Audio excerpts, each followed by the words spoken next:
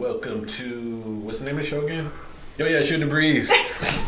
Shooting the Breeze. Shooting the Breeze. With Roderick. And Naomi. There you go.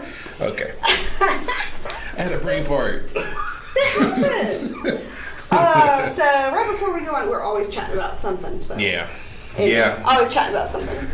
Distracted. Yeah. So we got enough to finish on from last week. Talking about the holsters. When we went out to the range, we tested them out. Well, not tested them out, but demonstrate. That's the word. Yeah. Demonstrate. And also we have this recent ruling that quite a few people are actually talking about on their blogs and on channels and news and whatnot. The Ninth Circuit. Yes. Circus. Did I say circus or circuit? Both. It's the same. One It's the and same. same. Okay. Yeah. All right. Kangaroo court. I'm not a lawyer, so I'm just making jokes. I always pretend to be one. No, So, not really. Yeah, we'll see where that goes. Right. We'll talk about it. A little bit. Okay. So first, we're gonna go over what we did at the range. What we talked about last week, though. We went over a couple of draws that you did, A right? couple of different carry methods outside the waistband, inside the waistband. I did demonstrate a little bit of appendix carry. You demonstrated the belly band. Did I? Yeah. I don't think we rode that one, did we? Yeah. Oh, okay. Yeah, the belly band. See? And then just kind of on position. We didn't talk about drawing from it or anything. So I thought we'd maybe wrap up. That's right. I remember now. Sorry. Are you catching that? So anyway, I thought we'd kind of wrap it up, talk a little bit, just holsters in general, and then anyway. All right. Well, let's see. So we have the biggest thing was that when I talked about appendix carry, that is my favorite. It's nice and close. Anything happens, it's on your core right here, ready to grab. And I did demonstrate doing it offhand. So if you're right-handed, and we always sometimes we think of drawing using our support hand or offhand as if I'm injured. If my strong hand gets injured, I have to use it. But what happens if you get injured before you draw? You're gonna have to get your gun out. So being able to draw a support hand with a gun where it is on your waist or belly or whatever, you're going to have to get to it. So anyway, I did a little bit of demonstrating on that just to kind of show that it can be done, how to do it. And then, so anyway, we had that. Okay. And then we did belly band. We did outside the waist. Did we show the video with me drawing outside the waistband? From concealment? Yeah. I don't think so. I don't think we did that one. No. We should try that one. And neither one of us did kidney. And that's something I don't find to be comfortable because that's what I started. The 4 o'clock really position. Difficult, yeah. Yeah, you think of belly buttons, your noon, 12 o'clock. Yeah. Tailbone, 6 o'clock. It's the easiest way as you're talking about it, to understand. So the 4 o'clock for a strong hand, or 7, 8 o'clock for a left-handed person. I find that a lot of people coming to my CCW classes love to carry there. More men than women. It tends to be very comfortable for men. They can hide it a little better than women, and that goes back to body types. Okay. Yeah. So I know, and sometimes carrying appendix, if you have a little extra belly, it can jab. It can kind of get a little uncomfortable. But so people tend to either do that or behind kidney behind the hip. I've heard a joke that appendix carry is for skinny people. Yeah. Well, I don't know. I don't feel comfortable with appendix carry. So at all because I have belly though. Yeah. So I can carry all day long appendix, sit, stand, drive, whatever. I can get to it in the car with a seatbelt on. Things to think about. So. Yeah. So the biggest thing. Do we want to get into the videos from last week or showing those, or just kind of you want to talk about the court ruling. No, something just, But you saw that look on my face. It was something else that popped in my mind, which another case that I wanted to bring up about the stand your ground case in Florida at the convenience store. Do we have to talk about idiots? Oh man, that went both ways. I tell you what, let's wrap up the holsters real quick. Yeah. And we'll move on. Okay. All right. What I wanted to wrap up with the holsters was it really doesn't matter where, how, or position that you carry. Mm-hmm. Practice. In practice, getting your gun out, don't have anything in it at first so that you can make sure your finger's off the trigger, things aren't getting in the way. Work out those clothing issues. The current holster I have seats the gun a little deep in my waistband. So when I grab, sometimes my fingers kind of don't quite get it, kind of gets caught on the belt, because the grip is so close to my belt. Mm-hmm. So I just have to practice, and then I can get it. Where's your thumb? All of this stuff, kind of as you're grabbing your holster, getting it out, making sure everything, like I said, nothing's getting caught, and then reholstering. Mm-hmm. Can you reholster? Does the holster collapse? If it collapses, what else can you do? Mm-hmm. There's some great sticky holsters. People love sticky holsters. I carried one for many years. I loved it in the summertime. Mm-hmm. Carried it in your pocket? Or? Nope, Glock 19 appendix. So yeah. Okay. Big gun, right? Yeah. In a sticky holster. In a sticky holster. The one I used was actually a Remora, but the same concept. And anyway, so practicing, I would keep my gun out, take the holster out, put it on, and then put the whole gun and holster back in. So reholstering is huge. Keep in mind if you get pushed to the ground. Could you access your gun laying on your stomach? Could you access your gun pushed on your back with your strong hand held above you? Or can you grab it with your support hand? In a compromised position, can you get to your gun? And those are all things that you can kind of work through at home. Figure it out before you get into a situation. What I have found out recently in looking at some holsters is looking at kind of a new appendix carry holster is the clip. If the clip is not on the belt securely or any tension like coming from my support hand, just twist that, and then I'm drawing with my whole holster on the gun. So I have to be careful of that and think of the clips and things like that. We don't always, in a high stressful situation, grab our gun, come straight out of the holster. Sometimes there's an unnatural bent to the arm where I have to kind of get it out funky or whatever. So practicing all of that, getting it, with the gun kind of tilted back a little bit, more pressure here or here, how's it coming out? So anyway, all that being said, practice, get down to it, use it. Take the magazine out of your gun and practice your drawing. Practice your drawing. Clear it. Leave the ammunition in the room. Drop it. Make sure you really don't. If it doesn't feel comfortable, then don't stick to it. You may go back to that because that's the most comfortable position to carry. But and that's something just because. And we just stick to it just because I've been doing that. And you go from appendix to hip to back. It's kind of a pain. So we do have, and I'm going to say too, don't rule out an outside the waistband holster. Right. Most men I know, again, not a lot of women, but most men can get away with an outside the waistband holster. Yeah, especially when you're shaped like a. Never mind. So Goose got one of our clips up. This is Roderick drawing from an outside the waistband from concealment. So he does have to get through one layer of clothing, but it's a very. So I'm just turning around. You see, well, I didn't turn around there. Okay, never mind. No. And then I jiggled. That's all right. It's all good. So you still have to work on getting clothing out of the way, whether it's inside or outside of the waistband. Kind of go through that. And that's an outside the waistband holster with a Glock 19. I also have carry an EMP and that's normally inside the waistband because I haven't found an outside the waistband yet that I like. Okay.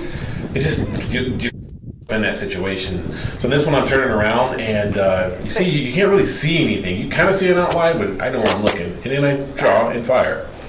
So, yeah.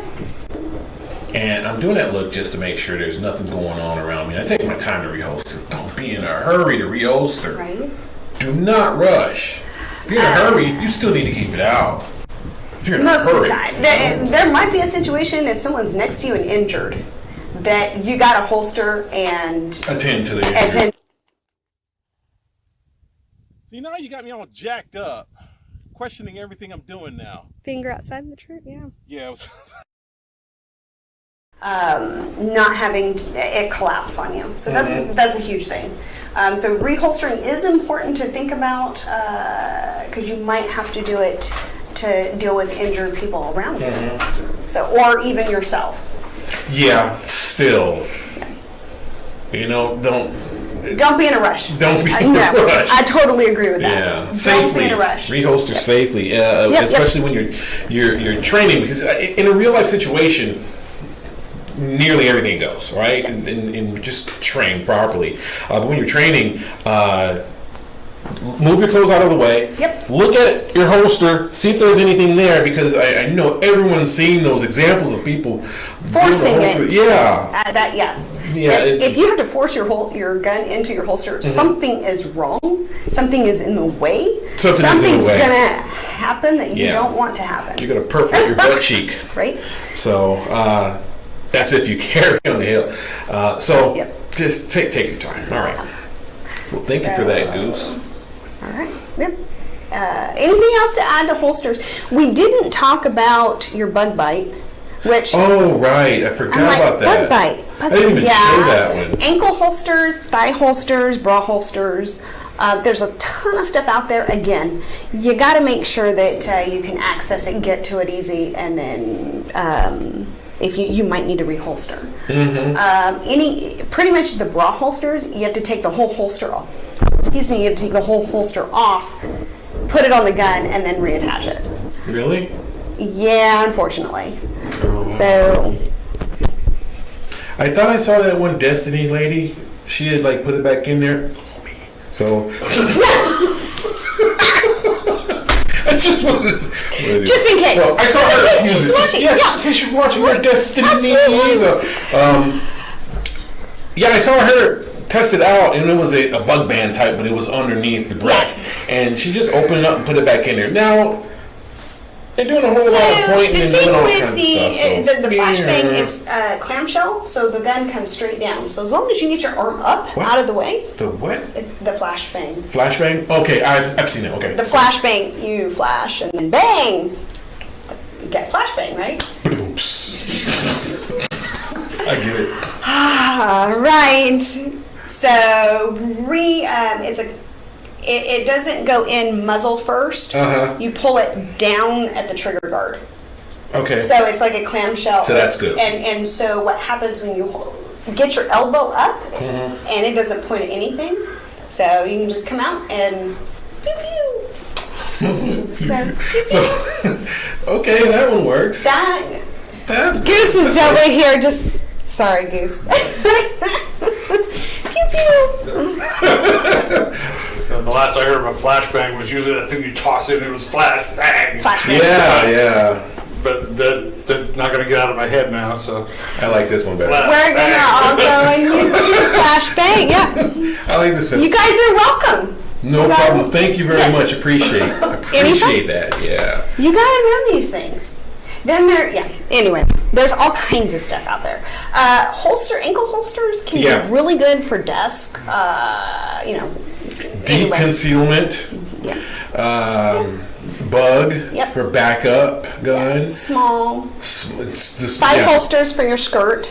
What do you mean my skirt? I don't wear a skirt. What? In public. Kilt? I don't wear a kilt. All right, just saying. If you ever did, you could wear a thigh holster. Wear a thigh holster. Roger. Anyway, so there's just all kinds of options. Again, no matter what holster it is, go through, check it out, practice it, make sure you can get the gun in and out That safely. stinks. You have to have a drawer full of them, though. I know. And then you go buy a new gun, have to get new holsters. There's nowhere you can go to try them out. Right. Some local guys will sometimes accommodate you and let you try them. So, yeah. Yeah. Like what? 30 days? Money back guarantee? No, usually it's like, here, see if the holster fits, put it on. Okay, you're good. You can buy it or not. So, yeah. But. You made it custom to that gun, of course it fits. Well, but comfort. You can't. Like, You if can't there's a tell. clip, does the clip work? Does this work? You Do can't squats when you try it on, like stretch, yoga, Run around whatever. blocking, yeah. Okay. Something like that. All right, we'll be right back with more Shooting the Breeze.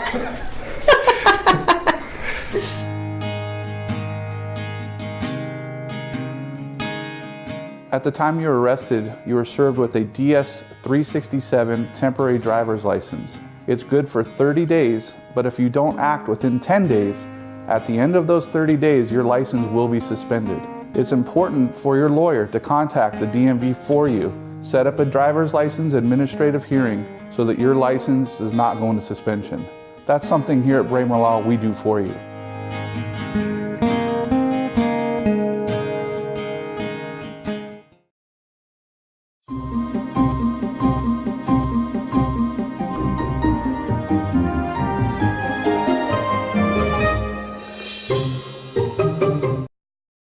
I choose Patriot Bail Bonds.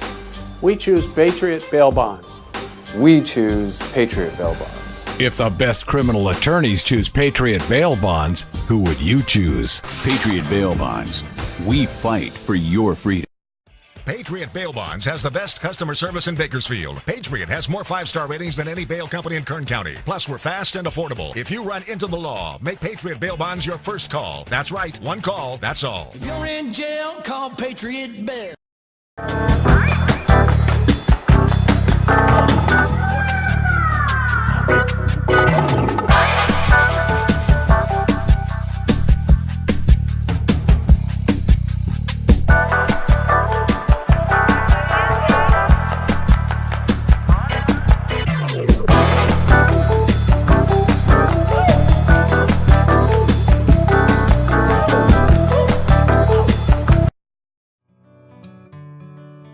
Your home is perfect.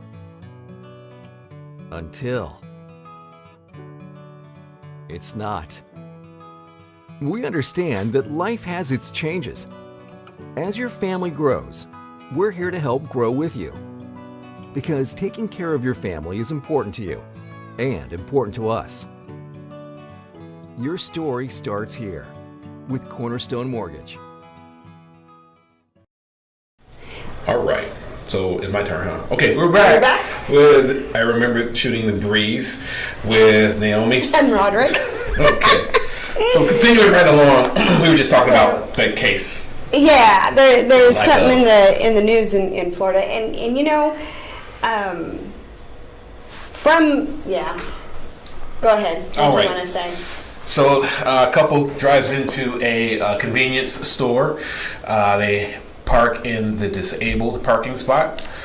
Man gets out, goes in the store. He had his son with him, young son. I think he was like 7 or 5. And another guy comes up. Now the couple was black. The guy comes up, and he's not black, he's white, and he begins to talk to the lady who was still in the vehicle in the disabled parking spot. Evidently, according to news reports that I've seen, he does this on a regular.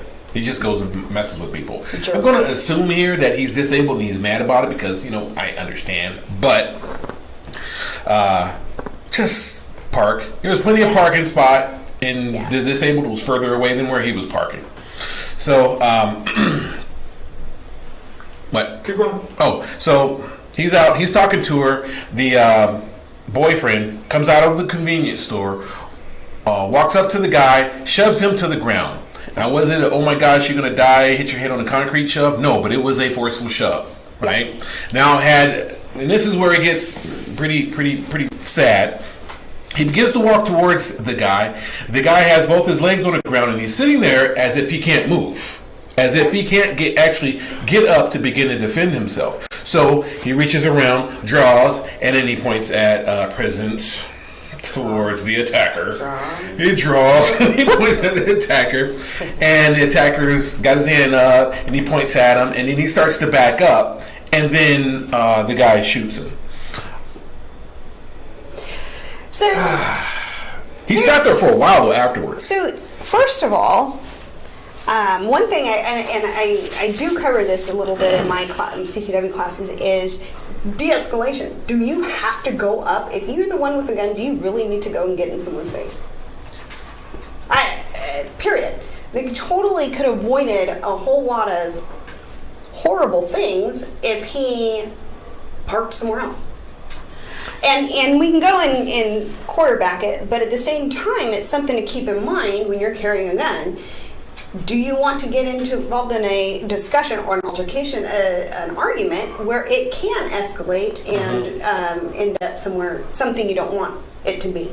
Yeah. End up involved in a shooting. So anyway, I guess I didn't hear that he was disabled, but I didn't see that. Not part of any of your reports that I've seen. Why would he care? It doesn't. It goes into the point where you're saying, why would he do that? Why get into a situation where it could escalate into that? You have the power as the person carrying the firearm. And here's another argument to bring into that, to inject, is had that black man also been armed, and then whoa! Right. He drew, now you have a nice firefight. Right. Nice. Either it de-escalates really quickly or it escalates really quickly, but there's mutual respect. Yeah. Okay, I see you have one, I have one too. Should I draw mine, or are you going to put yours away? So goes into other discussions that we don't have to get into, which is highly charged and political. We'll get to that some other time. Someday. But this situation, the guy stayed there on the ground for a number of seconds afterwards, and he slowly got up. So what we don't know is on that video, and trying to look at everything. There's no sounds. We don't know words. No, what was said? Yeah. So was the man backing away, saying, "I'm going to get I'm going to finish you off"? It was, we don't know if there's anything else said in that would make him think that the gentleman was going to his car to get a gun. Yeah. Or going, something like that. Or if the woman in the car was yelling, take him out, take him out. We don't know those things, and so it's really hard to make a judgment on, or, we can always sit here and watch videos and armchair quarterback it. Right. I like looking at these things from the point of view of what can I learn from it, what can we do about it. Again, totally avoidable situation. Absolutely. There are some situations that are not avoidable, where, you have an armed thief coming for your wallet. You have someone with a knife or a gun trying to steal you or put you in a car or something. It's a different situation than this one. And so looking at these videos, anytime you look at videos, you got to look at, okay, I just saw 10 seconds of an altercation. What went on before that? We assume we know it started when someone took the parking spot. Yeah. But do we know, as the guy was walking away, did he say something? Did something else go on that prompted them to not press charges? Or I don't know. And so it's kind of hard to look at things like that and pick and go, Yeah. We can't. It's just sad. It's sad. It does look bad. I'll be honest. Even with all of the unknowns, that whole situation does look bad. As a gun owner, I cringe when I see someone do that, because it's like, wait a minute, they're making me look bad now. It is very selfish to think that, but it does give the anti-gun crowd ammunition to run with. So see, it wouldn't happen if nobody had guns. Then we'd have fists and knives and bats. Oh no! That never happened. I mean, don't even use London as an example. That never would happen. Right. So anyway, so when we go, looking, I do think we need to look at these things objectively and try and what would I do in that situation? Absolutely. We should all do that. But we do need to be careful in being the jury before and judge and jury in these things too. You know, if I was in that situation, I probably wouldn't go up to the car. I'm like, oh, you know, idiot, and under my breath and thinking process there, right? you know, I wouldn't want to either. I was watching an example, and I'll let it go. I was watching a podcast where Joe Rogan was on there, and they were talking about these guys that would register themselves as deadly weapons. No, that's not true, right? So these MMA boxers and karate dudes and all that stuff. No. So they were going back and forth, he and his comedian, and she was asking about these guys that get in fights and yada yada yada. I'm trying to figure out MMA, boxing, or jiu-jitsu personally. You know, I'm trying to figure out which way I'm going to go here because I need something. But in that discussion and back and forth, the statement was made by Joe that, generally speaking, these people don't go out and they don't go looking for fights. You know, once they get past a certain point of, knowing themselves. Through knowing their capabilities and in feeling confident in themselves, you don't know who it is, and they recognize you don't know who it is you're messing with, so they don't mess with people. And that's the same thing that we have to take under consideration, is that I'm carrying a deadly weapon. I could drop you right there. Do I have to? No, I don't. Right? It's just a peace of mind. Just because I am capable of violence does not mean I am a violent person. Right. So, absolutely. You don't have to. Just and I do go back. In my classes, you'll hear me say, just because you can doesn't mean you should. Right. Just because you have it does not mean necessarily that you should get it out. So keeping those things in mind. If you get a chance, I think it's a good opportunity to plug Active Self-Protection. John Correa, he does videos and he goes over surveillance videos and defensive shootings, and you can go through, and I like what he does is kind of like the Monday morning armchair, but at the same time he looks at it and says, what can you do, what would you do in this situation? You can see, for example, what I think of is bank robbery, armed robbery, bad guy who's always the BG. Bad guy comes in, guard comes out and ends up shooting one-handed, has a malfunction, has to clear it, and so he uses it as a learning opportunity. The guard survived. He did his job. Did you see how fast he got his malfunction cleared? And then he'll ask, like, what condition is your gun? You don't want a malfunction. Yes, I can clear it. I don't want a malfunction when I need it. That's ridiculous. So what condition is your gun? All right. Is it reliable? Have you practiced it? So he brings all of this stuff up. So you could learn from those videos, not just go through and say that look what the bad guy did, or look what the good guy did. Woohoo! It's just leave it at that. He takes it so you can learn from it. Objective. Absolutely. I like it. It's good. I have to look that up then. Active Self-Protection YouTube channel. Oh, I think I've probably seen lots of surveillance videos. I was going to say, you get sucked in. Next thing you know, it's 2 a.m. and I'm watching Active Self-Protection. Right? Anyway. There are a lot of examples of people defending themselves. Absolutely. Despite what the anti-gun lobby would like to say, there are a lot of defensive gun uses. Absolutely. Many without even firing a shot. But and I think those don't get recorded. Those typically aren't under any statistic, because usually if it happens, it goes unreported to police. There's never a report filed. Or it's anyway. So we don't actually know how many are truly out there that get stopped before shots even fired. Estimated between 300,000 and 1 million or 3 million. Upwards. A year.